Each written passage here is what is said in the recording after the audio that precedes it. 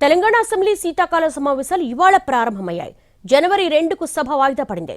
అయితే 3 రోజులు మాత్రమే సమావేశాలు జరిగే అవకాశం కనిపిస్తోంది. ప్రతిపక్షాలు మాత్రం కనీసం 15 రోజులైనా సభ నడపాలని డిమాండ్ చేస్తున్నాయి. అన్ని అంశాలపై చర్చకు ప్రభుత్వం సిద్ధంగా ఉందంటున్నారు మంత్రులు. జనవరి 5వ తేదీ వరకు తెలంగాణ అసెంబ్లీ సమావేశాలు జరిగే అవకాశం ఉంది. పని దినాలు, ఎజెండాను స్పీకర్ రెడీ చేస్తున్నారు. ఇవాళ అసెంబ్లీ ప్రారంభమయ్యింది. మాజీ సభ్యులకు సంతాపం తెలిపిన తర్వాత సభ జనవరి 2కు వాయిదా పడింది.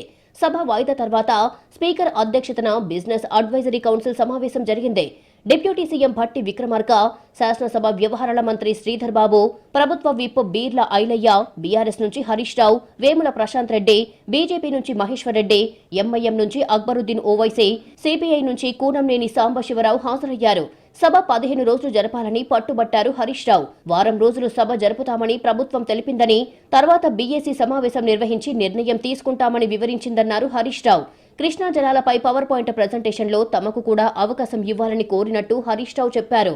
ఎన్ని రోజులు సభ నడపాలి అనే దానిపై ఇంకా నిర్ణయం జరగలేదన్నారు సిపిఐ ఎమ్మెల్యే కూనంనేని సాంబశివరావు. అధికారుల మీటింగ్ తర్వాత సభ ఎన్ని రోజులు నడపాలి అనేది డిసైడ్ చేస్తారని, వారంలోపే సభ నడిపే అవకాశం ఉందని పేర్కొన్నారు. 20 రోజులు సభ నడపాలని బీజేపీ ఎల్పీ నేత మహేశ్వర్ రెడ్డి డిమాండ్ చేశారు. 32 అంశాలపై చర్చ జరపాలని కోరారు. ప్రభుత్వం కూడా అన్ని అంశాలపై చర్చించేందుకు సిద్ధంగా ఉన్నామని ప్రకటించింది. ప్రభుత్వం సభలో తాము అమలు చేస్తున్న పథకాలను వివరించడంతో పాటు ఇతర అంశాల్లో వ్యూహాలు, ఎత్తుగడలను అమలు చేసేందుకు సభను వినియోగించుకోవాలని చూస్తోంది. అయితే సభ జనవరి 2 నుంచి 5వ తేదీ వరకు జరిగే అవకాశాలు కనిపిస్తున్నాయి. సందర్భాన్ని బట్టి 4వ తేదీనే ముగించే అవకాశం కూడా ఉంది. 4వ తేదీ ఆదివారం కావడంతో ఎజెండాకు అనుగుణంగా వ్యవహరించాలని ప్రభుత్వం భావిస్తోంది.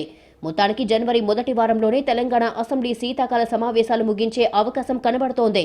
ప్రభుత్వం అనుకుంటున్న కృష్ణానది నీటి వాటాల పంచాయతీపై జనవరి 2న చర్చ పెట్టే అవకాశం ఉంది. అందుకోసం ప్రభుత్వ మంత్రులు సిద్ధమయ్యారు.